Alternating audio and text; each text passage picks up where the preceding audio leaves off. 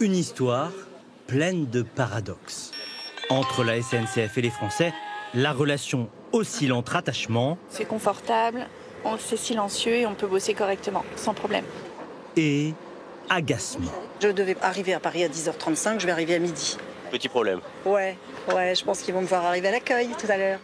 Malgré les retards, malgré les annulations, les Français n'ont jamais autant pris le train. 122 millions de passagers dans les TGV l'an dernier. À l'heure où le pouvoir d'achat est en berne, une question se pose.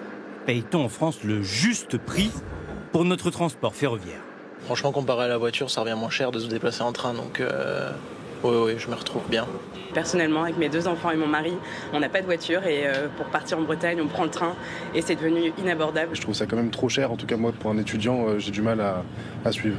Cette impression de payer cher ces billets de train, vous la partagez largement. Mais dans les faits, est-ce qu'elle se vérifie? Vous allez sans doute être surpris, mais les trains français sont moins chers que la moyenne européenne. Car l'État et les régions aident massivement le ferroviaire à hauteur de 15 milliards d'euros par an.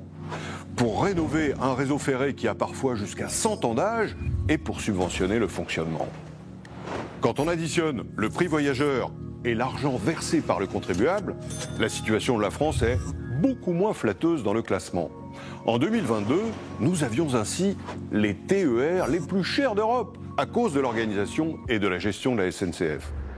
Comment expliquer que nos trains coûtent si cher? Pendant des décennies, la SNCF n'a pas suffisamment investi dans la rénovation de son réseau. Aujourd'hui, elle se retrouve avec des infrastructures vétustes et doit combler son retard. Ces investissements sont faramineux. L'entreprise a accepté de nous les montrer. Chaque nuit, cet immense train-usine renouvelle les voies. Sous nos yeux, rails, traverses et ballasts sont remplacés à la vitesse d'un homme qui marche.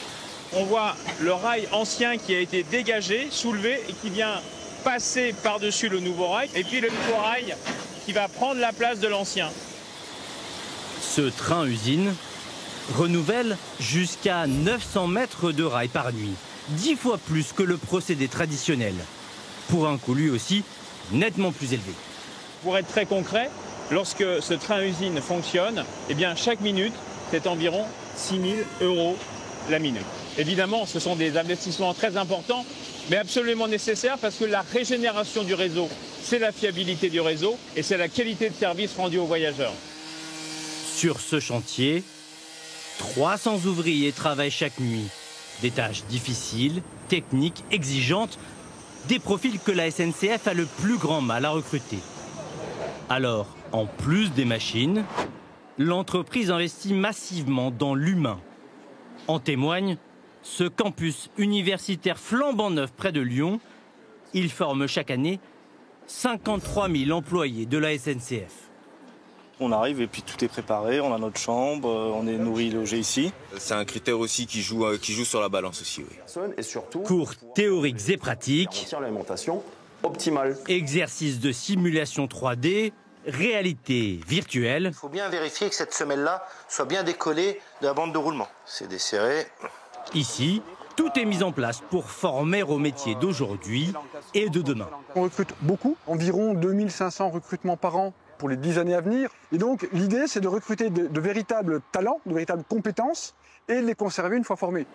En raison de ces investissements massifs, le prix des TER pourrait encore grimper de 8% cette année. Mais vous ne vous en rendrez pas forcément compte sur le prix de votre billet. Tout dépend de la région dans laquelle vous habitez. Chaque région a sa politique tarifaire. L'Occitanie propose ainsi des tickets à 1 €. En Pays de Loire, il existe des passes illimitées pour 5 personnes à 30 € par jour. Quant à la Nouvelle-Aquitaine, elle ne possède pas moins de 13 formules d'abonnement. Mais attention, quand le voyageur paye peu, c'est le contribuable qui passe à la caisse. Car ce sont alors les régions qui compensent avec des subventions. Pour tenter d'endiguer la hausse des prix, TER et TGV doivent désormais affronter la concurrence. Ces 2 dernières années, l'entreprise italienne Trenitalia et l'espagnol Renfe ont lancé leur premier TGV en France, sur la ligne Paris-Lyon notamment. Conséquence, une baisse du prix des billets de 10% en moyenne. Alors la concurrence peut-elle rendre la SNCF meilleure? Nous avons posé la question à son patron. c'est sûr, il faut qu'on soit meilleur, notamment sur le fameux rapport qualité-prix. On s'y efforce. On a plutôt des bons résultats sur les TER, on a gagné plusieurs appels d'offres. Et sur le TGV, la concurrence entre Lyon et Paris, elle nous a surtout permis d'améliorer notre service pour la clientèle à faire. On a renforcé l'accueil et la restauration en bord pour nos clients à faire. Un service qui s'améliore et des tarifs qui baissent légèrement sur les lignes où la SNCF est concurrencée. Mais sur l'ensemble du réseau, c'est une autre histoire. En 2 ans, le prix des billets de TGV a grimpé de près de 8%.